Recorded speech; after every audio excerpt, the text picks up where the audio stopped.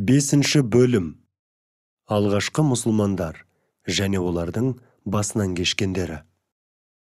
Ең бірінші мұсылман Хазірет Хадиша. Дүниенің сұлтаны Мұхаммед саллаллаху алейхи вассалам Хирадағы мұғжизадан соң Алла тарапынан жүктелген қасиетті елшілік міндетін қабылдады. Ендігі жерде осынау ұлы әрі ауыр қызметтің талаптарын орындауға тиіс. Өзі өмір сүріп отырған ортада мұның оңай бола қоймасы анық еді. Ол кезеңде Мұхаммед пайғамбар саллаллаху алейхи вассалам жалғыз өзі бір бөлек, күллі дүниеден мүлдем алыста. Ол қалайда Алладан алған әмір бойынша адамдарды жақсылыққа, иманға шақыруы тиіс. Алланың расулы ақыр заманға дейін адамзатқа нұр шуағын төгетін асыл қызметіне қалай, қай жерден кірісу қажеттігін нақты жобалап алды.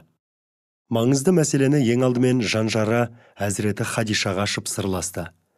Әзіреті Хадиша еш күмәнсіз, бір ауыз сөзге келместен мойын ұсынды да жер бетіндегі тұңғыш мұсылман болу құрметін иеленді. Расулалла Жебірейілден үйренгені бойынша Әзірет Хадишаға дәрет алуды үйретті. Іле-шала періштенің көрсеткеніндей өзі имам болып, зайыбына 2 ракат намаз қылдырды. Бұл пайғамбарымыздың имам ретінде оқытқан тұңғыш намазы.